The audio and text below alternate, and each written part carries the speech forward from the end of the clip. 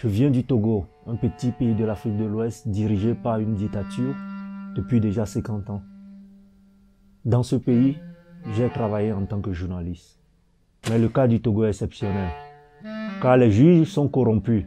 Certains médecins peuvent être manipulés afin d'éliminer des concurrents politiques ou des journalistes ou des gens qui gênent le régime. Qu'il soit un journaliste politique, culturel, sportif ou peu importe sa spécialité, quand on n'est pas engagé, tout devient difficile. Et dans mon cas, j'avais été passionné par ce métier de la communication. Je l'ai exercé jusqu'en 2015 avant de devoir quitter ce pays contre cœur. Mes problèmes ont commencé concrètement le soir du 16 janvier 2014. C'était un jeudi, je me rappelle encore comme si c'était hier. J'étais en train d'enquêter sur un dossier de trafic illicite de carburant qui s'effectuait entre le Nigeria, le Togo et le Bénin. Sans savoir que le régime en place nous suivait, nous espionnait depuis déjà quelques jours. Alors que je suivais un groupe de policiers et de gendarmes, prénommé à l'époque Opération Entonnoir, qui au fait enrichissait des corps habillés des hommes politiques par ce commerce illicite à qui le Togo a déclaré la guerre. J'avais été arrêté, bastonné et puis enfermé à la gendarmerie nationale de Lomé. J'ai subi beaucoup de tortures et bien d'autres services corporels, physiques, psychiques, avant d'être libéré plus tard.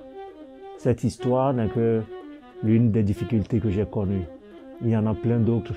J'ai été plusieurs fois arrêté et emprisonné.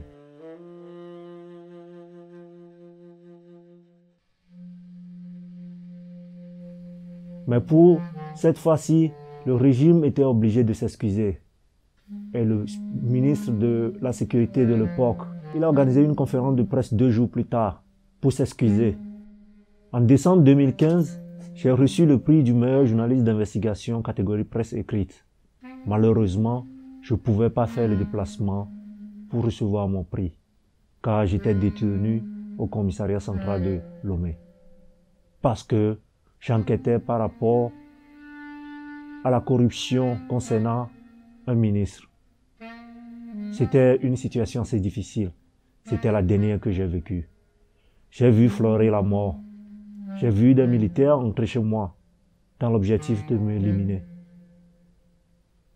Au même moment, mon père, qui était en quelque sorte le mentor, celui dont l'aura me protégeait parce qu'il était connu, avait été démis de ses fonctions, limogé ou mis à la retraite forcée. J'ai fui le Togo pour le Ghana dans l'objectif de me réfugier aux États-Unis, où je pensais qu'il y a la liberté de presse et d'expression.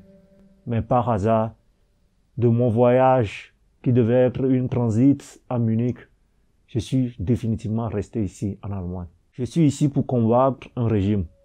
Je suis ici pour exercer mon métier de journalisme.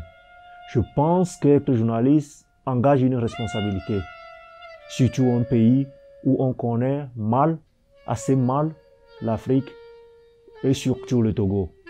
C'est à nous, je pense, Africains, de pouvoir parler de nos problèmes et de nos réalités. Aujourd'hui, je suis fier d'être ici. Il y a cette ambivalence dans le métier de journaliste au Togo. Ambivalence par rapport à l'opposition de 2 types ou de 2 catégories de journalistes. Un aligné par rapport au pouvoir et l'autre par rapport à l'opposition. Il y a également ambivalence par rapport à la manière dont le journalisme est exercé dans ce pays comparativement à d'autres pays. Quand on me parle de la liberté d'expression ou l'autocensure ou la censure, j'ai découvert ici à Tübingen que tel qu'on présente la censure ou l'autocensure en Europe ou en Allemagne, ça ne pouvait jamais se présenter dans mon pays, le Togo.